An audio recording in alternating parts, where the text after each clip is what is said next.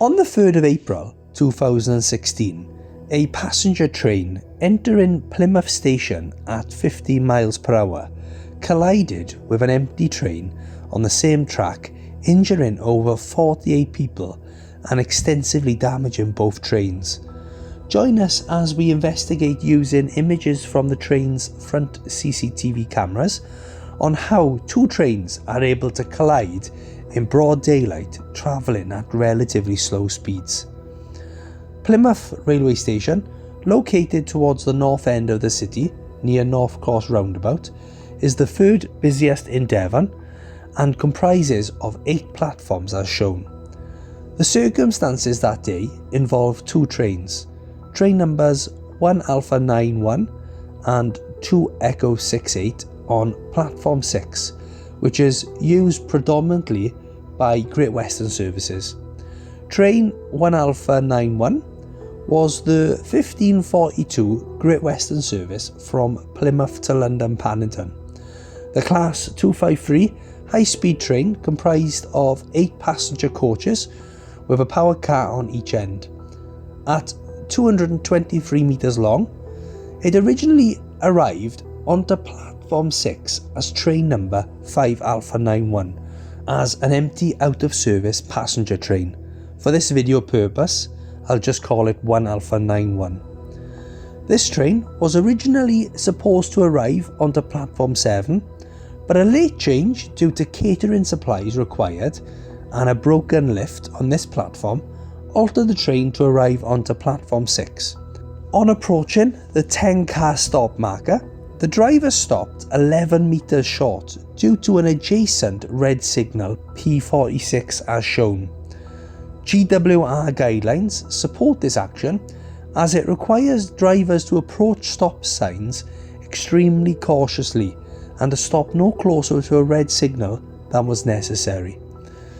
An important piece of information was that just after train 1 Alpha 91 stopping, the signaller noticed that this was going to be a booked connecting train for the incoming 2 Echo 68 train, which was due to arrive on platform 8.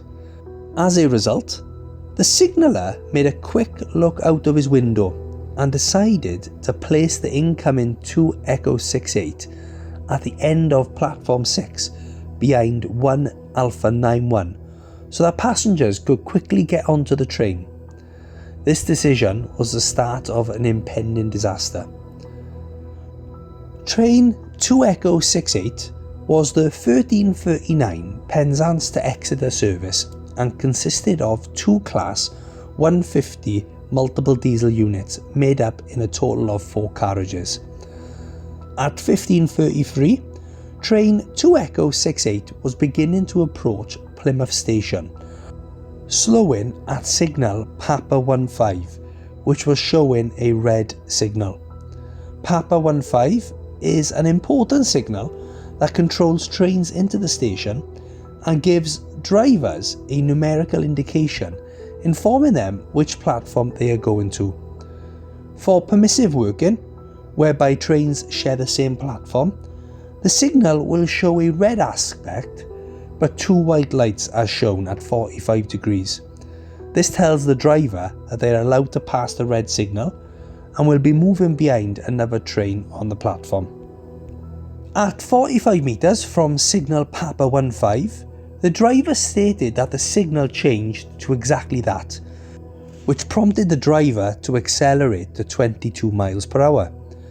Once past the signal, the driver's front CCTV cameras showed this image. The driver could just now see the back of train 1 Alpha 91. However, knowing that he was going to be sharing a platform with another train, he assumed that due to the lack of room behind 1 Alpha 91 and that his train would not fit, he assumed that he was being redirected elsewhere. The image shows the points leading up to the station, and about 10 seconds later, he approached the platforms, still thinking he would be redirected. About 7 seconds later, the driver looked down at the final set of points with horror. They were leading him into the path of 1 Alpha 91 as shown. In disbelief, he quickly counted the platforms and understood that 1 Alpha 91 was on platform 6. The on-train monitoring recorder showed a sudden emergency brake application 4 seconds before impact, but it was too late. At 15 miles per hour, train 2 Echo 68 slammed into train 1 Alpha 91, causing extensive damage to both and pushing the stationary train 3 meters along the track. Many people on board 2 Echo 68, who were now stood up waiting to get off, were thrown violently onto the floor and into the train's glass fixtures. The collision resulted in 44 injuries, 2 serious, 2 sustained to GWR staff on the train. The British Transport Police and staff on the platform evacuated the passengers, and the RAIB were quickly informed. They quickly discovered that the signaller looked out of his signal box window as shown and misjudged the available space behind train 1 Alpha 91. Before carrying out a permissive movement to allow 2 trains to share a platform, requirements of rulebook TS2 known as Track Circuit Block Regulations must be adhered to. This requires a staff member to walk onto the platform and confirm there is enough room for both trains. This was sadly not done, as the signaller was certain there was enough room. It was discovered that the 4 carriages of train 2 Echo 68 was 81 metres long. However, the only available platform length was 61 metres. The end of the train would be beyond the platform. When digging further, they found that there is no document available to show which train types and lengths can use platform 6 during permissive working. It was also found that using permissive working between a high-speed train and 2 150 units was highly unusual and required the driver to brake much sooner. This, on the day, was not communicated to the driver by the signaller. In over 30 years working at Plymouth station, the station manager had not encountered a very long, high-speed train sharing with another short train. The driver did not expect to be going into the same platform as train 1 Alpha 91 and lacked the experience to react quickly when he suddenly realised its intended path. The driver had experience at Plymouth station and knew there was a 4-car stop marker midway on each platform. Therefore, he assumed that the signaller would have him stop at that point, which further made him think he was not being led behind train 1 Alpha 91. The RAIB concluded that GWR Network Rail, the owners of Plymouth station, had not identified the risk of an accident from permissive working, which was magnified by an inexperienced driver and mistaken signaller.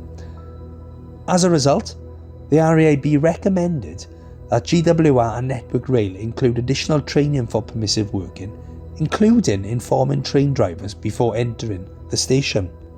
This was a train accident that so easily could have been avoided.